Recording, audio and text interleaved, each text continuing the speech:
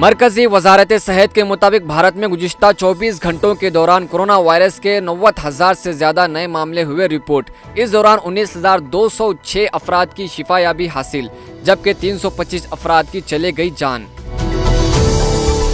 BJP के रुकन parliament Varun Gandhi ने सियासत में बदउनवानी का हवाला देते हुए कहा कि मुल्क को मुश्किल दौर का करना पड़ रहा है सामना, और कहा कि मुल्क में महंगाई भी छू रही है आसमान। बेरोजगारी शबाब पर, ऊपर से प्राइवेटाइजेशन के नाम पर मुल्क के अहम वसाइल को किया जा रहा है फरोख्त।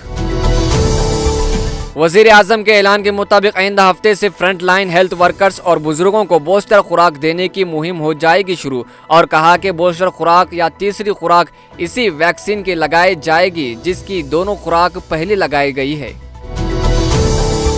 इंतखाबी कमीशन ने उत्तर प्रदेश इंतखाबात से पहले वोटर लिस्ट की आखिरी इशाअत कर दी जारी। वोटर्स मुख्तसर जायजा मुहिम में रियासत में 52,80,000 से जायद नए वोटर्स जुड़ेंगे और 21,40,000 से जायद वोटर्स के नाम फहरिस्त से हटाए गए हैं।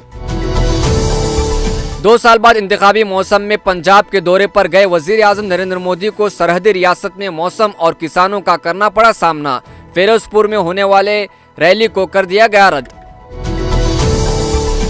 जुनूबी जिला पुलवामा के चंदगाम इलाके में सिक्योरिटी फोर्सेस और मिलिटेंटों के दरमियान तसादुम में जैश से जुड़े 3 मिलिटेंट हलाक। पुलिस के मुताबिक इलाके का मुआसरा करके ढूंढ निकालने की गई थी कार्रवाई। कांग्रेस ने इल्जाम लगाया कि पंजाब के फिरोजपुर में वजीर आजम नरेंद्र मोदी की रैली में हुजूम नहीं आया तो सिक्योरिटी की खराबी का बहाना बनाकर कर दिया गया मनसूख। रणदीप सर जैसेवाला ने कहा कि इल्जामात और जवाबी इल्जामात लगाने के बजाय बीजेपी और वजीर आजम को अपने किसान मुखालिफ मौकूफ का खुद लेना चाहिए जायजा। रियासत कर्नाटक के गवर्नर थावर चंद गहलोत ने कहा कि मुल्क की तरक्की में नौजवानों का रोल बेहद अहम है और नौजवान की ताकत का मुनासिब इस्तेमाल करने से हिंदुस्तान कर सकता है दुनिया भर में ऊंचा मुकाम हासिल। कोविड की तीसरी लहर से निपटने के लिए बेंगलुरु शहर में 24 घंटे कोविड वैक्सीनेशन सेंटर का किया गया आगाज।